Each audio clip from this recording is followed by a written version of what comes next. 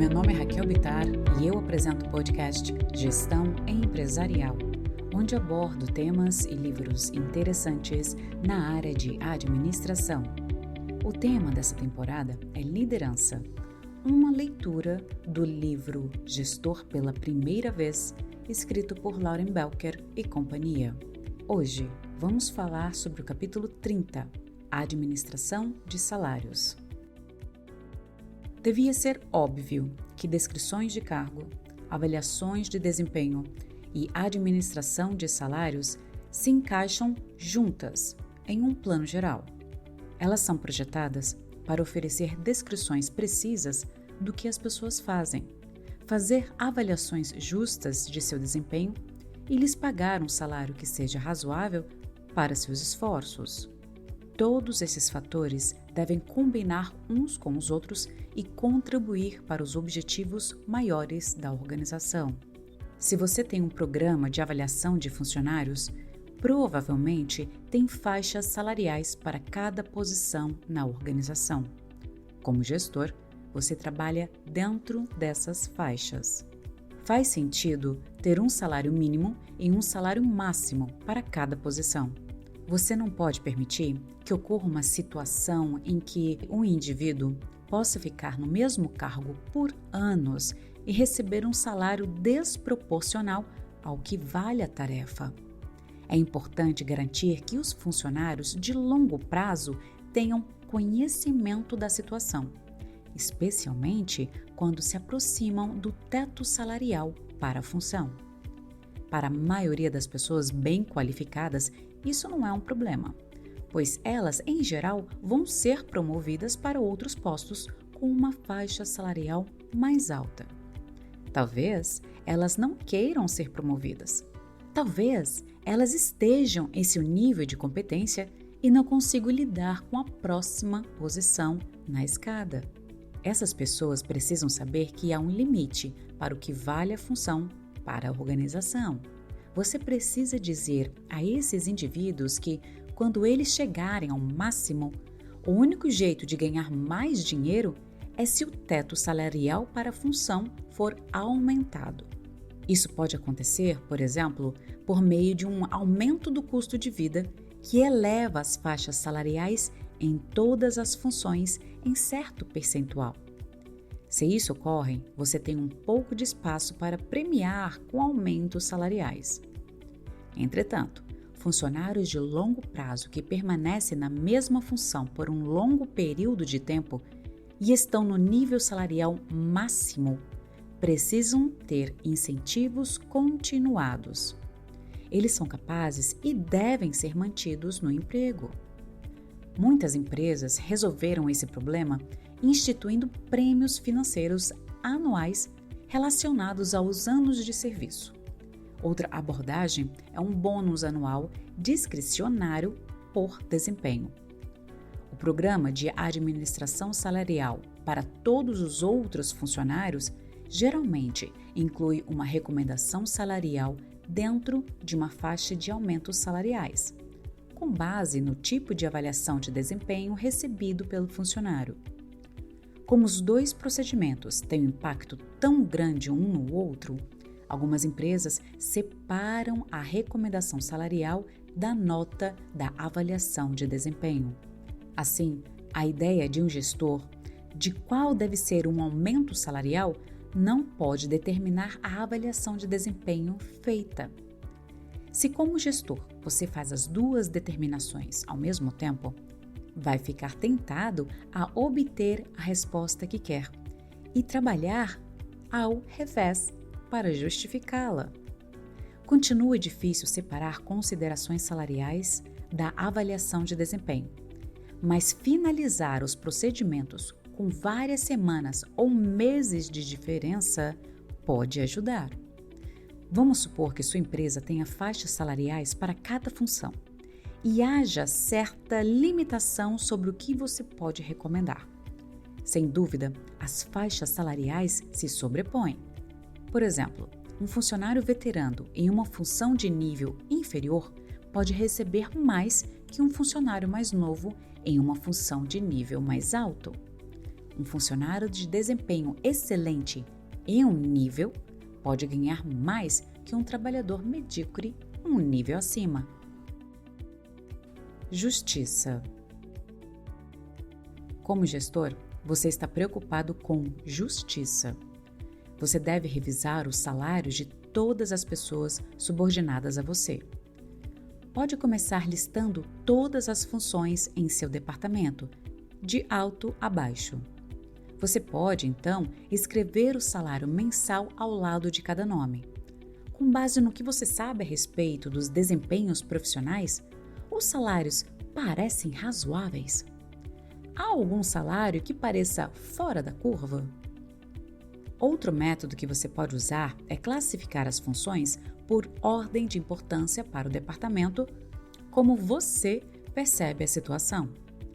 Como isso se compara à avaliação dos gestores mais graduados sobre a importância das funções? Se há diferenças que você não consegue conciliar nem aceitar, seria sábio agendar uma reunião com o seu supervisor para ver o que pode ser feito em relação a isso. Nessa questão de classificações, avaliações e salários, é importante destacar um ponto crítico mais uma vez. Como mencionado no capítulo 29, esteja disposto a admitir para si mesmo que você gosta mais de alguns funcionários do que de outros. Mas está se iludindo se acha que gosta igualmente de todos eles. Certos tipos de personalidade são mais agradáveis a você do que outros. É vital que você impeça que essas preferências de personalidade influenciem indevidamente as decisões que você toma sobre as avaliações, salários e promoções. Ao recomendar um aumento salarial para vários funcionários, você terá algumas decisões traiçoeiras a tomar. Se a empresa faz todos os seus ajustes salariais ao mesmo tempo a cada ano, fica bem fácil comparar uma recomendação com outra. Você pode tomar todas as decisões ao mesmo tempo e ver como elas se comparam umas com as outras. Mas, se decisões salariais ocorrem ao longo do ano, por exemplo, se estão ligadas ao aniversário do funcionário no emprego, é mais difícil ter todas as decisões abertas à sua frente. Embora manter a justiça dentro da equipe nesse tipo de situação seja difícil, é possível se você mantiver registros adequados. Guarde cópias de todas as suas descrições de cargo, avaliações de desempenho e recomendações salariais. Algumas empresas estimulam supervisores a não manter esses registros e depender dos registros do Departamento de Recursos Humanos. Manter sua própria cópia, porém, vale o esforço. Assim, você terá os registros quando quiser. Mantenha esses registros em um arquivo trancado ou protegido por senha e não permita que nenhum funcionário acesse o arquivo, nem mesmo uma secretária ou assistente que trabalhe próximo a você. Esse tipo de informação encontra um jeito de ser compartilhado caso se torne conhecido. A recomendação salarial. Ao fazer uma recomendação salarial, se empenhe o máximo para que seja uma quantia razoável. Não deve ser baixa nem alta demais. E, ao mesmo tempo, deve se encaixar na estrutura do desempenho que um funcionário entrega à empresa. Um aumento alto demais, por exemplo, pode criar um problema, entre aspas, de bis. Qualquer coisa menos que a mesma quantia oferecida na vez seguinte pode ser considerado um insulto ou uma indicação de desempenho inferior por parte do funcionário. Entretanto, um aumento inusitadamente grande, chegando no momento de uma promoção, não corre o mesmo perigo do bis, porque ele pode ser ligado a um evento específico e não recorrente. Nesse caso, você deve explicar ao funcionário por que o aumento é tão grande e por que ele não cria um precedente para aumentos futuros. Como um aumento pequeno pode ser considerado um insulto, talvez seja melhor você não recomendar nenhum aumento do que oferecer uma esmola. Às vezes, um aumento pequeno é um engodo, dado quando o supervisor não tem coragem de não recomendar aumento nenhum. Mas isso apenas adia o confronto inevitável. É melhor você enfrentar a situação imediatamente e com honestidade. Ao considerar o tamanho do aumento, é essencial não permitir que a necessidade do funcionário seja um fator importante. Isso pode parecer desumano, mas pense nessas circunstâncias. Se você baseasse aumentos salariais na necessidade, o funcionário em estado de necessidade mais desesperado teria o salário mais alto. Se essa pessoa também tiver o melhor desempenho, você não teria problema. Mas e se o desempenho do funcionário fosse apenas mediano? Isso significa que você deve ser insensível aos desafios pessoais dos membros de sua equipe. Há coisas valiosas e não monetárias que você pode oferecer para ajudá-los com base em suas circunstâncias. Talvez um funcionário tenha se tornado cuidadora de um pai ou esteja com problema para cuidar dos filhos. Permitir que ele faça o trabalho remoto ou participe das reuniões por videoconferência pode auxiliá-lo de forma significativa. Horário de trabalho flexível é outra forma não monetária que você pode levar em conta e que pode ser muito útil para um membro da equipe sem comprometer a integridade de sua estrutura de remuneração. O fio comum que deve transpassar a administração salarial é um mérito. Basear suas recomendações salariais em quem está na empresa há mais tempo, quem tem o maior número de filhos ou cuja mãe está doente, afasta você de suas responsabilidades como um administrador salarial e o coloca no negócio da caridade. Se tem subordinados diretos com problemas financeiros, você pode ajudar como amigo, um bom ouvinte ou uma fonte de informação sobre onde procurar assistência profissional. Mas não pode usar o dinheiro dos salários do qual você está encarregado como método de solucionar os problemas sociais de seus subordinados diretos. Quando você dá um ajuste salarial para um funcionário que está com dificuldades, há uma grande tentação de acrescentar alguns reais a mais do que você faria em outra situação. Você deve resistir a essa tentação e embasar sua decisão exclusivamente no desempenho individual do funcionário. Gestão de talentos. Como parte de um trabalho do gestor é antecipar desafios e exigências antes que elas cheguem, você precisa pensar à frente em relação às habilidades e às capacidades do que seu pessoal precisa. Comece perguntando a si mesmo como as tarefas que sua equipe precisa realizar vão ser diferentes no futuro.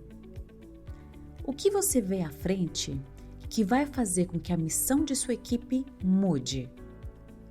Se você não tem certeza, fale com seu supervisor e algum dos seus colegas. Pergunte a eles: que mudanças vocês veem chegando que vão fazer o papel da minha equipe mudar? Um exemplo poderia ser uma capacidade maior de fazer mais de suas tarefas online. É possível que haja aquisições que podem levar a sua equipe a ter de fazer as coisas de maneira diferente. Um exemplo podem ser as relações futuras com colegas ou clientes que não falam a mesma língua nativa de sua equipe. Outra questão pode ser o progresso natural de alguns membros de sua equipe. Alguns dentre o seu pessoal podem ser candidatos óbvios para promoção ou podem estar perto da aposentadoria. Você precisa estar pronto para os dois, para que sua equipe, de repente, não se veja menos capaz, porque você não planejou com antecipação. Planejar com antecipação significa olhar para as capacidades de cada um dos membros de sua equipe, tendo em mente desafios futuros ou mudanças de pessoal.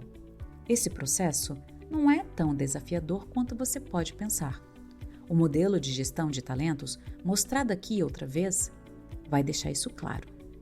Em uma folha, escreva modelo de gestão de talentos. Primeiro, identifique o horizonte de tempo para o qual você está se planejando. Essa é a data projetada no alto do modelo. Podem ser apenas 6 meses, a partir de agora, ou até 2 anos. Planejar mais de 2 anos à frente é difícil porque há variáveis demais. 2. Liste cada membro da sua equipe na primeira coluna.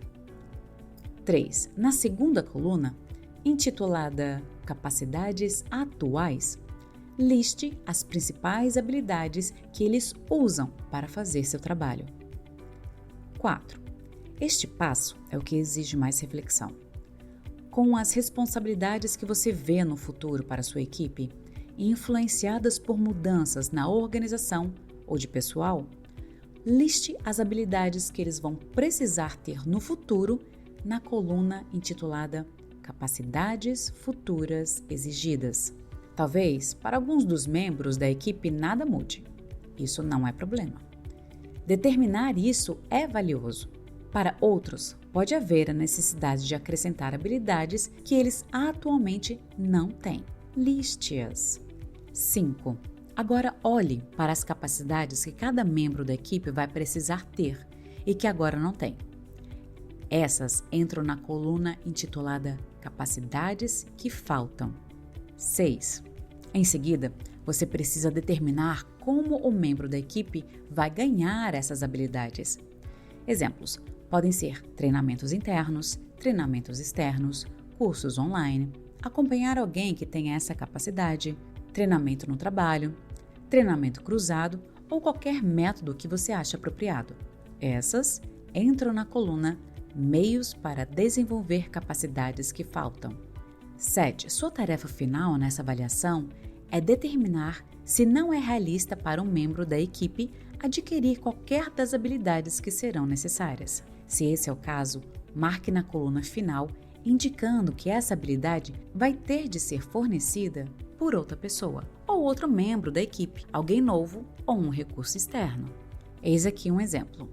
Digamos que sua organização está entrando em um mercado que vai exigir que alguém em sua equipe tenha a habilidade de se comunicar em uma língua que atualmente eles não falam. Esse, então, vai ser um dos itens listados tanto na coluna de Capacidades Futuras Exigidas, quanto na coluna de Capacidades que Faltam. A primeira coisa a fazer é determinar se alguém em sua equipe já tem essa habilidade. Supondo que eles não tenham, você precisa determinar como esse talento será adquirido. Talvez um curso de idiomas online seja apropriado, ou aulas de idiomas à noite, se disponível, podem ser apropriadas. Parte do processo de treinamento pode ser mandar a pessoa viajar para um ambiente onde seja falada a língua que ela precisa aprender. Você também pode descobrir que há outras formas de lidar com essa necessidade. Digamos que você descubra que tudo o que é necessário é a tradução eventual de alguns formulários. Isso é algo que você pode pagar uma fonte externa para fazer. Ou talvez haja alguém em sua organização que não esteja em sua equipe que possa fazer isso. Talvez seja necessário apenas uma tradução eventual e um serviço externo de tradução em tempo real esteja disponível. A parte importante é que você esteja planejando antecipadamente para não ser pego de surpresa. Essa é a sua função como gerente. A segunda parte é que um modelo de gestão de talento completado com reflexão será uma ferramenta poderosa quando você estiver conversando com seu supervisor. Pense em como isso pode ajudar em sua necessidade de acrescentar um membro à sua equipe se você colocá-la diante de seu supervisor para explicar seu raciocínio. Agora está na hora de irmos para a parte 5, Evolução e Desenvolvimento Pessoal. Capítulo 31, Inteligência Emocional. Agradeço a você que ficou comigo até o final desse podcast. Compartilhe com quem você acha que esse conteúdo seria interessante. Dê seu apoio no podcast Gestão Empresarial para eu trazer mais e mais conteúdos interessantes na área de administração. Obrigada e até a próxima!